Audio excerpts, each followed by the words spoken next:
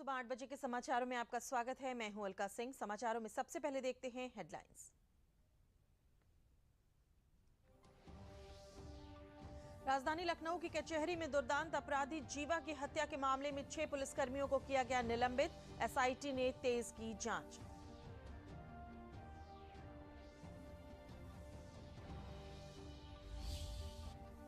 प्रदेश भर की अदालतों में सुरक्षा व्यवस्था की गई कड़ी। अदालत परिसर में शस्त्र ले जाने पर लगाई गई पाबंदी।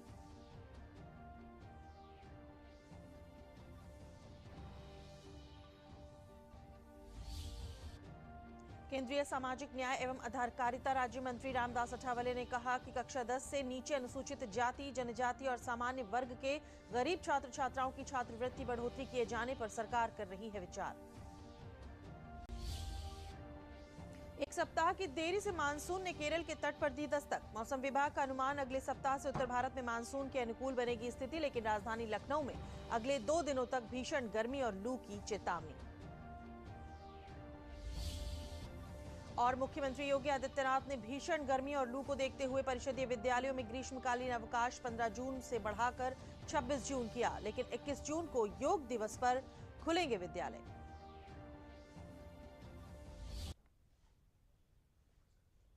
समाचार विस्तार से। उत्तर प्रदेश की राजधानी लखनऊ की एक अदालत के परिसर में गैंगस्टर नेता मुख्तार अंसारी के सहयोगी संजीव माहेश्वरी उर्फ जीवा की हत्या किए जाने के मामले में एक महिला कर्मी समेत 6 पुलिसकर्मियों को लापरवाही बरतने के आरोप में निलंबित किया गया है। वहीं सरकार द्वारा गठित एसआईटी ने जांच शुरू कर दी है। टीम ने देर रात घटनास्थल पर पहुंचकर शामिल तीनों अधिकारियों ADG technical Mohit Agarwal, IG zone Ayodhya Praveen Kumar, JCP Neelabja Chaudhary ने निरीक्षण किया। वहीं देर रात संजीव माहेश्वरी उर्फ जीवा के हत्यारोपी को लखनऊ ट्रामा सेंटर से पुलिस ने जेल भेज दिया है। हत्यारे विजय यादव का इलाज लखनऊ के ट्रामा सेंटर में चल रहा था।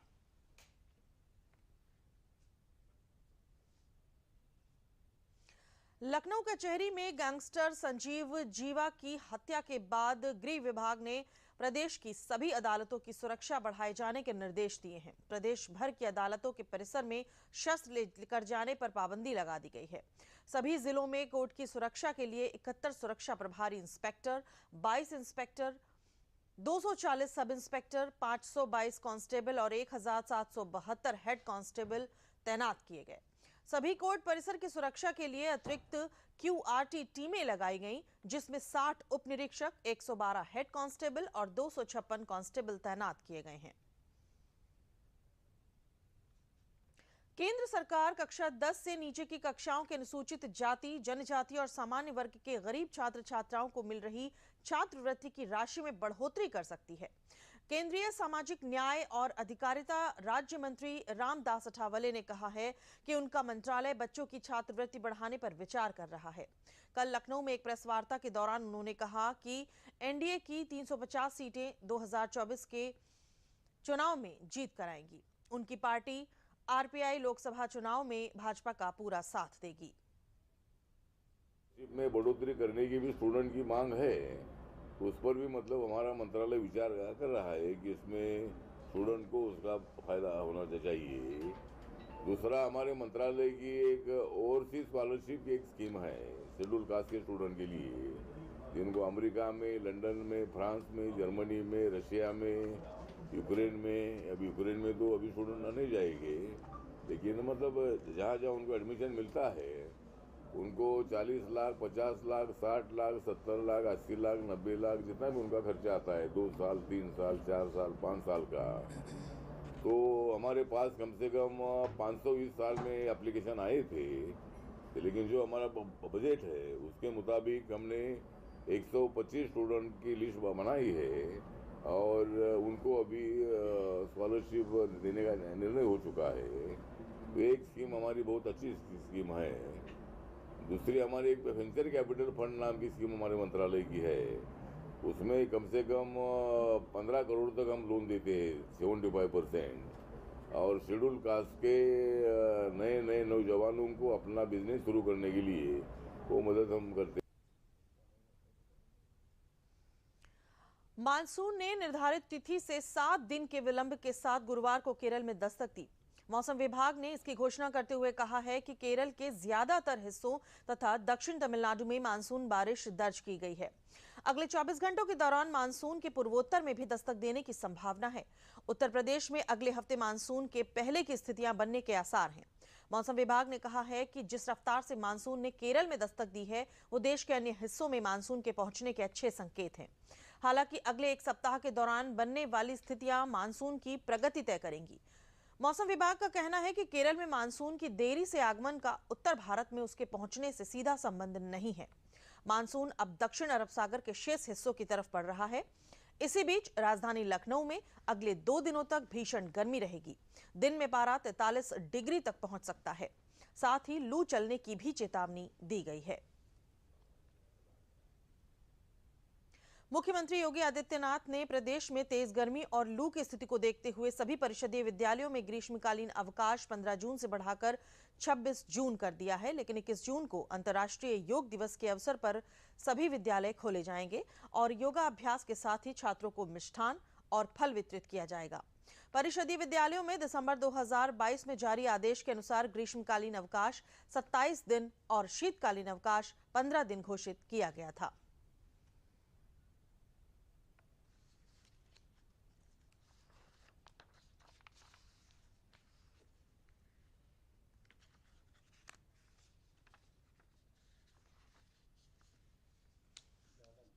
विदेश नीति के मामलों में अक्सर कहा जाता है कि सरकारें किसी भी पार्टी की क्यों ना हो, उनकी विदेश नीति एक समान ही रहती है, उसमें कुछ ज्यादा परिवर्तन नहीं आता है।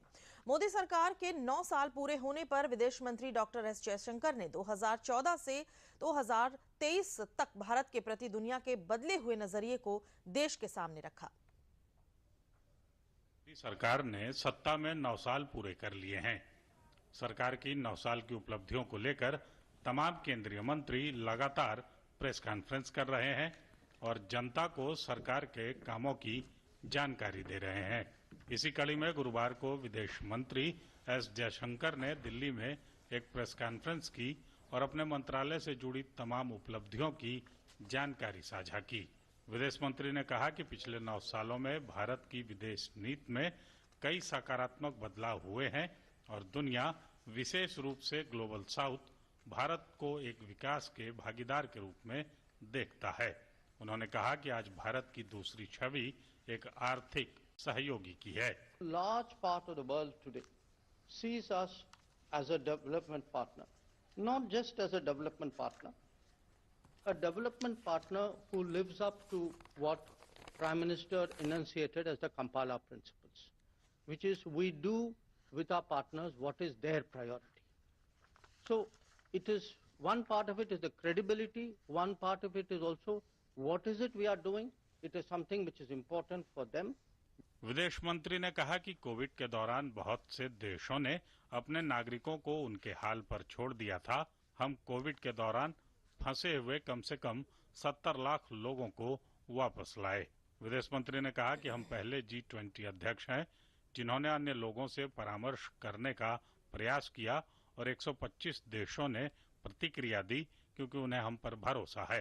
रूस यूक्रेन युद्ध से भारत रूस के संबंध पर पड़े प्रभाव पर विदेश मंत्री डॉक्टर एस जयशंकर ने कहा कि 1955 के बाद से विश्व में बहुत कुछ हुआ, लेकिन हमारा और रूस का रिश्ता स्थिर रहा है।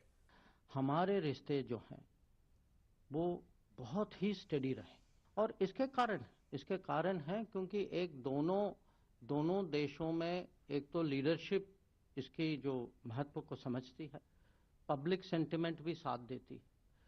हम दोनों के यहाँ ये समझ है कि हम दोनों बड़े यूरेशियन देश हैं, पूरा यूरेशिया की स्टेबिलिटी एक किस्म से हम पे निर्भर है, हमारे रिश्तों पे निर्भर है। चीन के साथ संबंधों के बारे में विदेश मंत्री ने कहा कि चीन ने 2020 में गलवान गतिरोध के दौरान समझौतों का उल्लंघन कर भारत पर दबाव बनाने की कोशिश की थी। इसलिए जब तक सीमाओं पर शांति नहीं होगी तब तक द्विपक्षीय संबंधों में स्थिति सामान्य नहीं हो सकती है।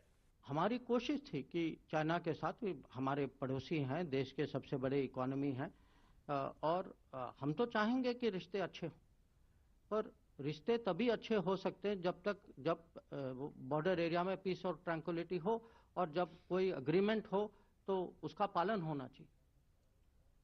तो अगर अग्रीमेंट का उल्लंघन हुआ और आपने पीस और ट्रैंक्विलिटी को कहीं छोड़ दिया, तो आप ही बताइए कि रिश्तों को कैसे आगे ले। भाजपा सांसदों राज्यवर्धन राठौर, पूनम महाजन, परवेश सिंह वर्मा ने राहुल गांधी के नाम खुला पत्र लिखकर उनकी मोहब्बत की दुकान को निशाने पर लिया है। उन्होंने लिखा है कि आपकी मोहब्बत की दुकान सुनकर अच्छा लगा। कांग्रेस यदि इसी पॉजिटिव सोच पर चले तो वाकई कितना बेहतर हो। लेकिन अफसोस के साथ कहना पड़ रहा है कि आपकी कथनी और करनी में बहुत अंतर है। भाजपा सांसदों ने बिंदुवार कांग्रेस और परिवार के कारनामों का उल्लेख कर मोहब्बत की दुकान की असलियत खोली है। इसमें कांग्रेस शासन के दौरान हुए दंगे, नेहरू गांधी परिवार द्वारा उनकी ही पार्टी के नेताओं और रिश्तेदारों के साथ बदसलूकी और अमानवीय व्यवहार का जिक्र किया गया है। भाजपा सांसदों ने कहा कि देश की महान विभूतियों के साथ परिवार की नफरत आज भी प्रकट होती है। भाजपा सांसदों ने अपने पत्र में महात्मा गांधी की हत्या के बाद महाराष्ट्र में हजारों लोगों को मौत के घाट उतार देने की घटना का जिक्र किया, जिसमें कांग्रेस पार्टी के नेता शामिल थे। वहीं इंदिरा गांधी के शासन में साधु संतों के ऊपर गोलियां बरसाने की घटना की निंदा भी की गई है। इसमें राजीव गांधी के पूर्व प्रधानमंत्री इंदिरा गांधी की हत्या के बाद जब भी कोई बड़ा दरक गिरता है तो धरती थोड़ी हिलती है वाले बयान का जिक्र भी किया गया है और कहा गया है कि कैसे उन्होंने विरासत में मिली नरसंहार की परंपरा को सहेज के रखा। पत्र में आपातकाल का भी जिक्र किया गया है, जिसमें लोकतंत्र की आवाज उठाने वालों को जेल में डाल दिया गया था।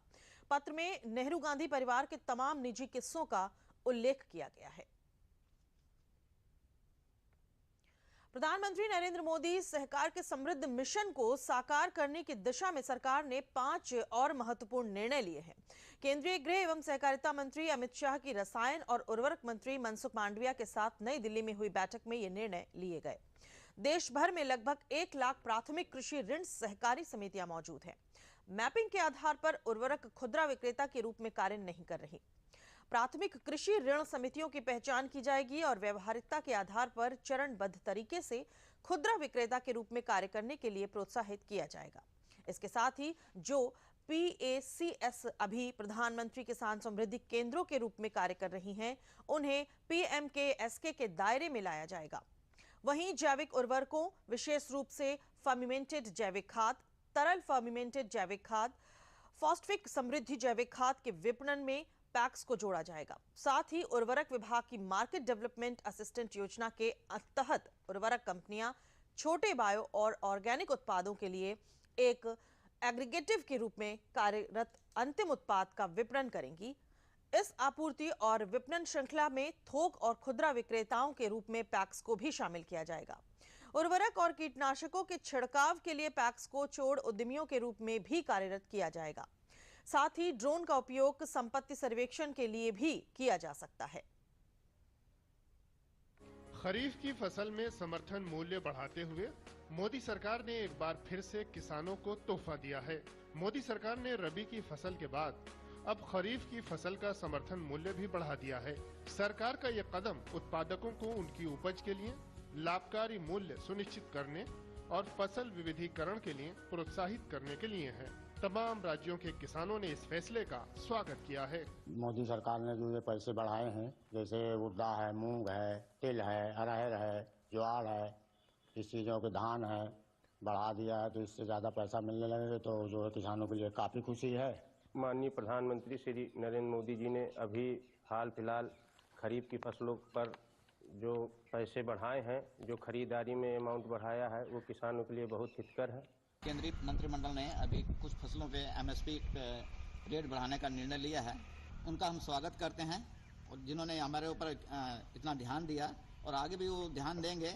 किसानों को उबारने के लिए ये MSP में बढ़ोतरी करके उनको सहयोग प्रदान करने का काम जो किया है, ये बहुत ही सराहनीय है और सरकार का कदम किसान हित में है। केंद्र सरकार ने जो समर्थन मूल्य बढ़ाया है, इससे किसान की आमदनी दुगनी हुई है और ये किसानों की आर्थिक स्थिति पे बहुत फर्क पड़ेगा इससे और इसमें किसानों को अधिक लाभ होगा। इसलिए मैं केंद्र सरकार को इस समर्थन मूल्य बढ़ाने के लिए बहुत बहुत धन्यवाद देता हूँ। बाजरा जो 2014-15 में 1250 रुपये था, उसको जस्ट डबल करके 2500 रुपये कर दिया। इससे है किसान का रुझान खेती की तरफ वापस होगा, क्योंकि किसान पहले कम रेट के कारण इसकी तरफ से रुझान मोड़ लिया था। इसके लिए अभी जो बढ़ा है उसके लिए सरकार के लिए बहुत बहुत धन्यवाद। केंद्र सरकार ने फसलों का रेट बढ़ाया है, बहुत अच्छी बात है। धान का, मूंगफली का और भी बढ़ाना चाहिए, फिर भी ठीक है। साल में एक बार ऐसे बढ़ाने से किसान भी थोड़ा अच्छे रह सकते हैं, थोड़ा बहुत पैसे भी कमा सकते हैं। अभी केंद्र सरकार ने धान को 1 क्विंटल को 143 रुपये बढ़ाया। हम इसके लिए नरेंद्र मोदी को धन्यवाद बताना चाहते हैं। किसानों का कहना है कि मोदी सरकार लगातार किसानों के हित के लिए काम कर रही है और उम्मीद है कि सरकार उनके हित के लिए इसी तरह आगे भी कार्य करती रहेगी। समर्थन मूल्य बढ़ने से खुशी तो है ही है और भाजपा सरकार निरंतर प्रयास कर रही है किसानों के लिए। अपेक्षा यही करते हैं कि किसानों के लिए सरकार और ज़्यादा से ज़्यादा प्रयास करे। अभी रबी के फसलों में बढ़ाया था, बहुत ही खुशी हुई। आगे भी इसी तरह के प्रयास होते रहे तो और ज़्यादा खुशी होगी। वहीं कृषि मंत्री नरेंद्र सिंह तोमर ने फैसले के लिए मोदी सरकार की सराहना की और कहा कि यूपीए सरकार में 5-10 रुपए प्रति क्विंटल बढ़ाकर सरकार अपनी वाहवाही कराती थी, लेकिन पीएम मोदी ने किसान की फसल पर आने वाली लागत में 50% मुनाफा जोड़कर एमएसपी निर्धारित करने का फैसला किया। इस निर्णय के लिए मैं माननीय प्रधानमंत्री जी को हृदय से बहुत बहुत धन्यवाद देता हूं। इस निर्णय का बहुत बहुत स्वागत करता हूं। यूपीए सरकार के समय 5-10 रुपए क्विंटल पर बढ़ाकर सरकार अपने निर्णय की इतिश्री कर लिया करती थी। नरेंद्र मोदी जी देश के पहले प्रधानमंत्री हैं जिन्होंने किसान की फसल पर आने वाली लागत में 50% मुनाफा जोड़कर एमएसपी को घोषित करने का निर्णय किया। उधर हरियाणा के मुख्यमंत्री मनोहर लाल खट्टर ने भी फैसले के लिए पीएम मोदी और कृषि विभाग को धन्यवाद दिया। उन्होंने कहा कि साल में 2 बार केंद्र सरकार की ओर से रबी की फसलों की अलग और खरीफ की फसलों की अलग से एमएसपी बढ़ाई जाती है। इसके लिए मैं प्रधानमंत्री जी का बहुत बहुत धन्यवाद करता हूं कि किसानों के हित में इस प्रकार की एक एमएसपी बढ़ा करके घोषणा जो की है, इसके लिए बहुत बहुत आभार। किसानों की आय को डबल करने की ओर ये कदम। किसानों की आय बढ़ाने में ये फैसला अहम साबित होगा। कानपुर नगर पहुंची उत्तर प्रदेश की राज्यपाल आनंदीबेन पटेल ने उत्तर प्रदेश राजर्षि टंडन मुक्त विश्वविद्यालय क्षेत्रीय केंद्र कानपुर जूही में नवनिर्मित भवन का लोकार्पण किया। एक अन्य कार्यक्रम में राज्यपाल ने छत्रपति शाहू जी महाराज विश्वविद्यालय में आंगनबाड़ी सहभागिता कार्यक्रम में आवश्यक सामग्री वितरण किया। उत्तर प्रदेश राजर्षि टंडन मुक्त विश्वविद्यालय क्षेत्रीय केंद्र कानपुर के नवनिर्मित भवन का लोकार्पण करते हुए राज्यपाल ने अपने संबोधन में कहा कि इस विश्वविद्यालय से लोगों को काफी आशाएं हैं। विश्वविद्यालयों को अपने शिक्षा पाठ्यक्रमों में नवीन परिवर्तनों के साथ लोक कल्याणकारी कार्यक्रमों को प्रारंभ करना चाहिए। उन्होंने कहा कि हमें ऐसी शिक्षा देने की जरूरत है जो हमें जीवन जीने का मार्गदर्शन करे और जो दुखद घटनाएं हो रही हैं वो बंद हों।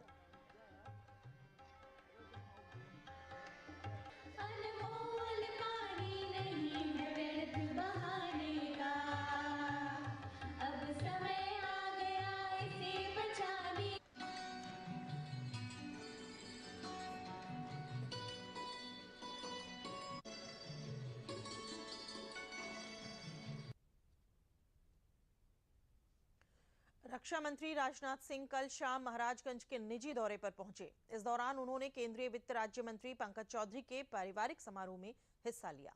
इस दौरान उन्होंने स्थानीय जनप्रतिनिधियों और पार्टी के कार्यकर्ताओं से भी मुलाकात की। रक्षा मंत्री ने पत्रकारों से बातचीत करते हुए कहा कि इसमें कोई दो राय नहीं है कि भारत में प्रधानमंत्री नरेंद्र मोदी के प्रति जन सामान्य की विश्वसनीयता बढ़ी है। देश की जनता को मोदी जी के नेतृत्व पर पूरा विश्वास है। 2024 के लोकसभा चुनाव में भारतीय जनता पार्टी के नेतृत्व की एनडीए सरकार को केवल स्पष्ट बहुमत ही नहीं बल्कि पिछली बार से भी अधिक सीटें भाजपा और एनडीए को मिलने वाली हैं। राहुल गांधी द्वारा विदेशों में उठाए गए सवाल के जवाब पर रक्षा मंत्री ने कहा कि राहुल गांधी अंतर्राष्ट्रीय मंच पर भारत की छवि को धूमिल करने का काम कर रहे हैं। ये बहुत ही दुर्भाग्यपूर्ण है। देश में इसमें कहीं दो मत नहीं है कि भारत में मोदी जी के प्रति जन सामान्य की विश्वसनीयता बढ़ी है। हमारे देश की जनता को मोदी जी के नेतृत्व पर पूरा विश्वास है। इसलिए मैं पूरी तरह से आश्वस्त हूं कि 2024 के लोकसभा के चुनाव में भारतीय जनता पार्टी के नेतृत्व की एनडीए सरकार को स्पष्ट बहुमत हासिल होगा। केवल स्पष्ट बहुमत नहीं, बल्कि पिछली बार से अधिक सीटें लोकसभा के चुनाव में भारतीय जनता पार्टी और एनडीए के जितने घटक हैं सबको प्राप्त हो। ये बहुत ही दुर्भाग्यपूर्ण है। इस सच्चाई को भी कोई नकार नहीं सकता है कि अंतर्राष्ट्रीय जगत में भारत की प्रतिष्ठा बढ़ी है। भारत का कद अंतर्राष्ट्रीय जगत में ऊंचा हुआ है। पहले अंतर्राष्ट्रीय मंचों पर भारत कुछ बोलता था तो लोग भारत की बातों को उतनी गंभीरतापूर्वक नहीं लेते थे जितनी गंभीरतापूर्वक इस समय लेते हैं। आज यदि अंतर्राष्ट्रीय मंचों पर भारत कुछ बोलता है तो सारी दुनिया कान खोलकर सुनती है कि भारत बोल क्या रहा है। यह हैसियत भारत की बनी है। और मैं कहना चाहूँगा राहुल जी को भी, यदि आलोचना करनी है, हेल्दी डेमोक्रेसी में सबको आलोचना करने की, सराहना करने की पूरी आज़ादी है, इसमें कहीं दो मत नहीं है। लेकिन उसके लिए कोई दुनिया का दूसरा देश नहीं मंच उपलब्ध करा सकता। भाजपा के राष्ट्रीय उपाध्यक्ष अविनाश राय खन्ना ने गुरुवार को केंद्र सरकार के 9 वर्ष पूर्ण होने पर सुल्तानपुर में प्रबुद्ध सम्मेलन को संबोधित करते हुए कहा कि सरकार के 9 वर्ष देश के लिए ऐतिहासिक रहे हैं। पिछड़ा वर्ग आयोग को संवैधानिक दर्जा देना और धारा 370 को समाप्त करना सरकार के महत्वपूर्ण कदम है। उन्होंने कहा कि सरकार भ्रष्टाचार के खिलाफ जीरो टॉलरेंस की अपनी नीति पर कायम है। लोक कल्याण का हर कार्य आज बिना किसी भेदभाव के किया जा रहा है। पूर्व केंद्रीय मंत्री व सांसद मेनका संजय गांधी ने कहा कि प्रधानमंत्री ने महिलाओं के हित के लिए कई योजनाएं चलाई और गरीबों को पीएम आवास दिए। सुल्तानपुर में 1,40,000 गरीबों को आवास मिले हैं।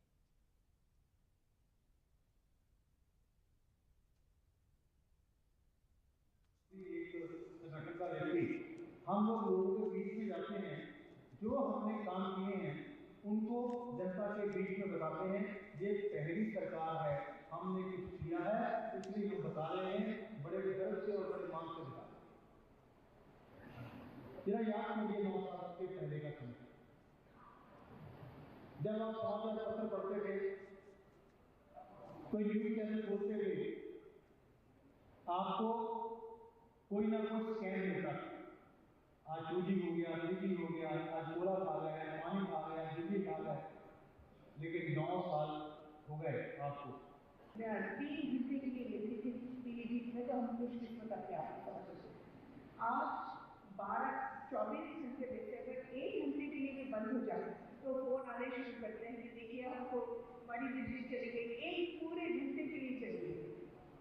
आपके 700 ट्रांसफॉर्मर बदल गए। कभी आज़ादी से आज तक आप लोगों के ट्रांसफॉर्मर इतने नहीं बदले।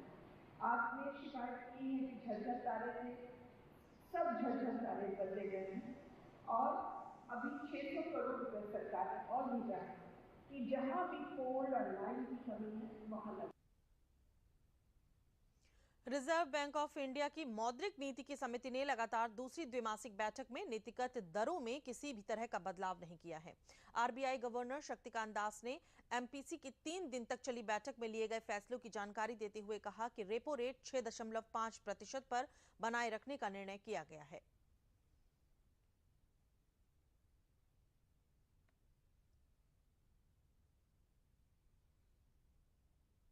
MPC decided to keep the policy repo rate unchanged at 6.5%. The MPC will continue to remain vigilant on the evolving situation and the growth outlook. It will take further monetary policy actions promptly and appropriately as required to keep inflation expectations firmly anchored and bring down inflation to the target. वहीं SDF दर 6.25% और सीमांत स्थायी सुविधा और bank दरें 6.75% पर बनी हुई हैं। वहीं चालू वित्त वर्ष में जीडीपी वृद्धि दर 6.5% पर रहने का अनुमान है। गवर्नर शक्तिकांत दास ने कहा कि भारतीय बैंकों में स्थिरता और लचीलापन बना हुआ है। महंगाई दर नियंत्रण के दायरे में है। 2000 रुपए के नोट को वापस लेने की घोषणा के बाद ये पहली मौद्रिक नीति की बैठक थी। India's real gross domestic product, that is real GDP, recorded a growth of 7.2% in 2022-23, stronger than the earlier estimate of 7%. It has surpassed its pre-pandemic level by 10.1%.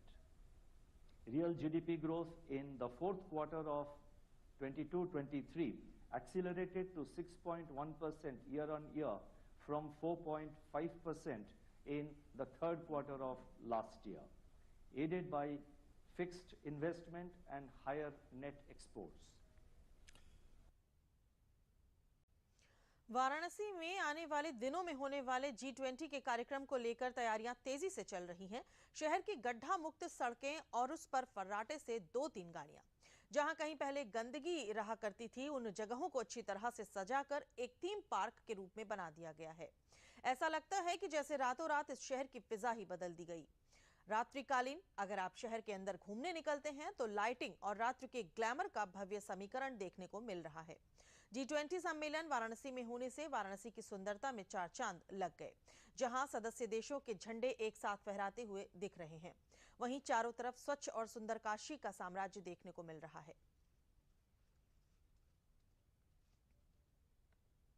प्रदेश के मत्स्य विभाग मंत्री डॉक्टर संजय कुमार निषाद ने कलेक्ट्रेट स्थित डॉक्टर एपीजे अब्दुल कलाम सभागार में आयोजित मत्स्य पालकों की बैठक में पूर्व प्रेस वार्ता को संबोधित करते हुए कहा कि प्रधानमंत्री नरेंद्र मोदी के नेतृत्व में 9 वर्ष पूर्ण होने पर कहा कि मोदी सरकार के 9 वर्ष सेवा, सुशासन और गरीब कल्याण को समर्पित रहे हैं। मोदी जी ही एकमात्र ऐसे प्रधानमंत्री हैं जिन्होंने अपने कार्यों का हिसाब जनता के सामने प्रस्तुत किया।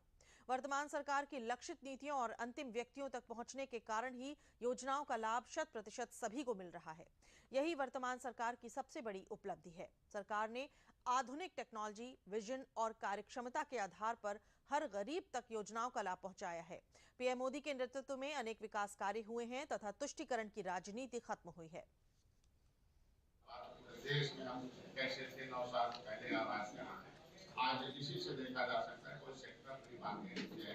धारा 370 खत्म होने से हिंदू मुसलमान के झगड़े खत्म हो गए, राम मंदिर बनने से आस्था। वाराणसी में अक्सर देखने में आ रहा था कि नाविकों द्वारा 80 से नमो घाट तक के सफर का किराया मनमाने तरीके से लिया जा रहा था, जिससे गंगा घाट पर आने वाले सैलानियों और स्थानीय लोगों को काफी दिक्कत होती थी। प्रतिदिन इसके चलते नाविकों और पर्यटकों में काफी कहासुनी हो जाया करती थी, जिसको देखते हुए प्रशासन द्वारा अब 80 से नमो घाट तक का किराया तय कर दिया गया है। इसके साथ ही अन्य घाटों से भी एक निश्चित दूरी तक का सफर करने का किराया तय होने से अब पर्यटक और स्थानीय लोगों ने राहत की सांस ली है।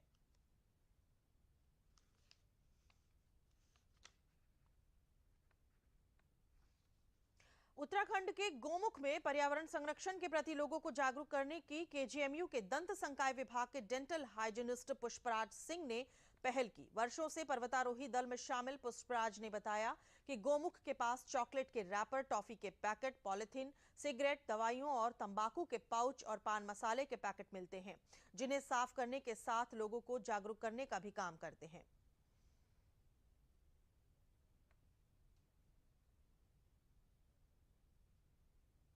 अंत में प्रमुख समाचार एक बार फिर।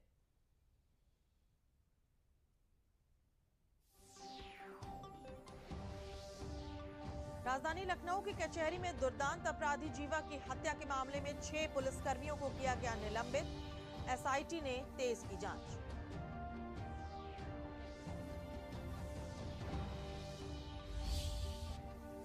प्रदेश भर की अदालतों में सुरक्षा व्यवस्था की गई कड़ी। अदालत परिसर में शस्त्र ले जाने पर लगाई गई पाबंदी।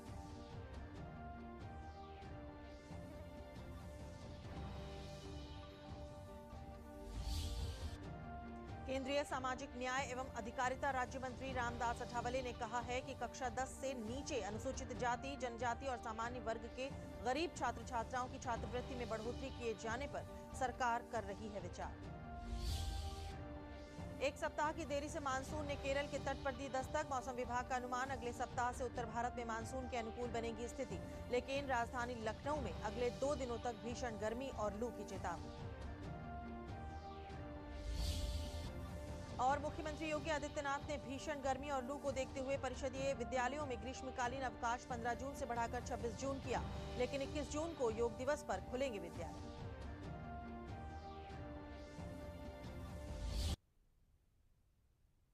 इसी के साथ समाचार समाप्त हुए। नमस्कार।